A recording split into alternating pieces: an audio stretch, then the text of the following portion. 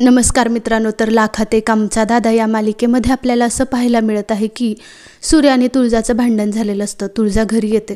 तुळजाच्या पाण्यात डोळ्यात पाणी बघून सगळ्या बहिणी म्हणतात की अगं बहिणी तुला काय झालं. धनू म्हणते की हिला ना मिरच्याची अजूनसुद्धा ॲलर्जी होते. बघ वहिनी, मी तुला म्हटलं होतं ना काम करू नको, तरीसुद्धा तू त्या तिखटात काम केलं म्हणून तुझ्या डोळ्यातून पाणी येते. राजू म्हणते की हे आपल्या तिखटाचं दुखणं आणि ॲलर्जीचं दुखणं नाही आहे, हे तर मनाच्या दुखण्याचं डोळ्यातून पाणी येत आहे. तेव्हा सगळ्या बहिणी तिला एका साईडला बसवतात आणि काय झालं ते विचारत असतात. तेव्हा तुळजा जे तेजूच्या घरी घडलं ते सगळं सांगत असतात. इकडे सूर्या तुळजाला समजावू की डॅडींना समजावू हे त्याला कळत नसतं. त्याला कोणाची बाजू घ्यावं हे कळत नसतं. तेवढ्यात तिथे विण्याचे वडील येतात. तेव्हा त्यांना भेटून सूर्या त्यांची खुशाली विचारत असतो. तेव्हा ते सांगतात की अरे बायको पडल्या, तिला महिनाभर काहीच करायचं नाही आहे असं सांगितलं. एका जागेवर बसू नये, घरातली सगळी कामं पडली आहेत, काय करावं काहीच कळत नाही आहे. सूर्या म्हणतो की अहो मग मला सांगायचं ना, जेवणाचा राजूनं डबा दिला असता की. तेव्हा ते म्हणतात की अरे ते काय रोज रोज बरोबर दिसतं का.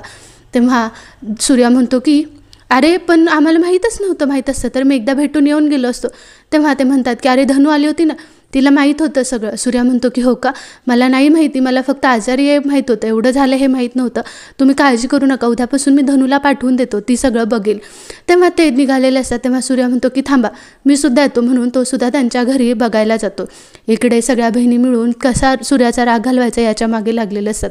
तेवढ्या धनूला खूप आयडिया आठवतात. तेवढ्यात त्यांना असं आठवतं की दादाला पाणीपुरी आवडते, मग आपण घरातच पाणीपुरीचा गाडा बनवू, म्हणून त्या लगेच तयारीला लागतात. इकडे सूर्या चिन्याच्या घरी जातो. त्यांच्या आईला बघतो. त्यांची तब्येत खरंच बिघडलेली असते. हे बघून सूर्या त्यांना त्यांची काळजी घ्यायला लावतो. त्यांची खुशाली विचारून परत यायला लागतो. इकडे घरात आल्याच पाणीपुरीचा गाडी बघतात सूर्या खूप खुश होतो. तेव्हा त्या म्हणतात की धनूचं नाटक चालू होतं. ती प्रॉपर पाणीपुरीवाला बनलेली असते. तेव्हा ती म्हणते की अहो पाणीपुरी खाओ, हे करो ते करो, सगळं चालू असतं. सूर्या येतो. तो पाणीपुरी बघून खूप खुश होतो. तेव्हा सूर्या म्हणतो की सॉरी तुळजा, अगं मला मगाशीच पाणीपुरी खाऊशी वाटत होती पण नाही खाली. तुळजा म्हणते की सॉरी म्हणायचं काय त्यात, चल आपण खाऊया. सगळ्या बहिणीजणी मिळून ते खात असतात. तेव्हा सगळ्या बहिणी सूर्या आणि तुळजात कॉम्पिटिशन पाणीपुरी कोण जास्त खाईल याची लावतात. त्यात तुळजा जिंकते, सूर्या मुद्दामून हरतो. हे सगळ्यांच्या लक्षात येतं. त्या मुद्दामून दादाची छेड काढायला म्हणतात की दादा तू मुद्दामून हरलास ना, पाणीपुरी खाण्यात तुझा कोणीच हात पकडू शकत नाही हे आम्हाला माहिती आहे, तू का हरलास. तेव्हा सूर्या म्हणतो की अगं तुळजा जिंकली काय मी जिंकली काय, मी जिंकलो काय, एकच गोष्ट आहे ना, आम्हीच जिंकलो ना. सगळ्या बहिणी हसतात.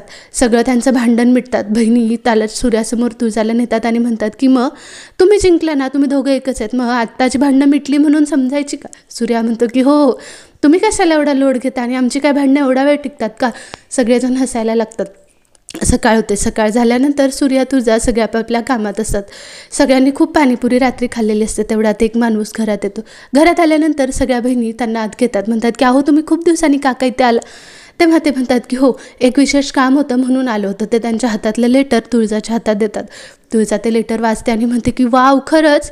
तेव्हा ते म्हणतात की हो उद्या शाळेत बक्षीस वितरणाचा कार्यक्रम आहे आणि त्यात तुम्ही प्रमुख पाहुणे म्हणून उपस्थिती राहायची आहे, तुम्हाला जमेल ना. तुळजा म्हणते की हो हो का नाही जमणार. सगळ्या बहिणीसुद्धा खूप खुश होतात की सूर्या आणि वहिनीला आपल्याला एक मानाचं स्थान आणि प्रमुख उपस्थिती पाहुणे म्हणून बोलवलेलं आहे. तेव्हा तुळजा सूर्या येणार की नाही याची तिला शाश्वती नसते, म्हणून तुळजा बाजूला जाते आणि सूर्याला फोन करते.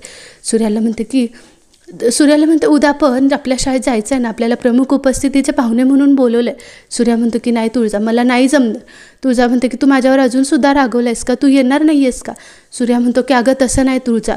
मग तेव्हा तुळजा म्हणते की मग मला काही माहीत नाही, तू येतोयस विषय संपला, असं म्हणून ती सूर्याला तयार करत असते.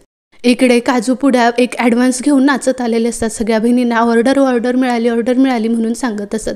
सगळ्या बहिणी काहीच माहीत नसताना नाचतात. राजू त्या सगळ्यांना थांबवते आणि म्हणते की अरे काय झाले, तुम्ही नाचताय आधी तर सगळं सांगा.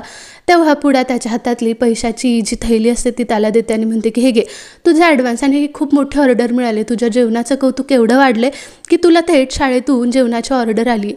ती राजू खूप खुश होते. ते पैसे बघते. पैसे बघून त्यातले अर्धे पैसे माघारी त्यांना देते आणि म्हणते की सगळं सामान आणा.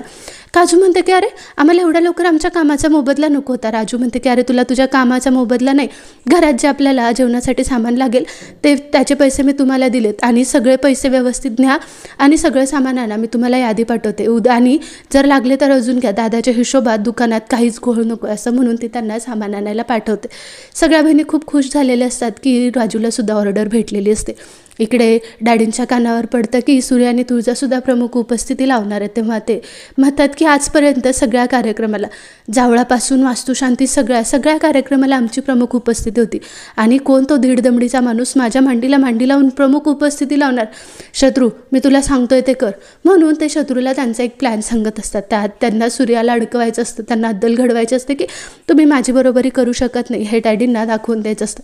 ते काहीतरी कटकारस्थान करत असतात. इकडे तुळजा शाळेत जाण्यासाठी पूर्णपणे तयार झालेली असते. सूर्या तिच्या डोक्यात फूल घालतो. तुळजा म्हणते की अरे सूर्या, हे काय करतोय? सूर्या म्हणतो की हो, आजचा दिवस खूप खास आहे, माझी बायको छान दिसायला हवी ना, तू खूप छान दिसते तुळजा. म्हणून तुळजाला शाळेत जाण्यासाठी सूर्या तयार करत असतो. येथेच लाखात एक आमचा दादाचा भाग संपतो. तुम्हाला आपल्या चॅनलवरचे अपडेट्स आवडत असतील तर आपल्या चॅनलला लाईक करायला, शेअर करायला, सबस्क्राईब करायला विसरायचं नाही. थँक्यू.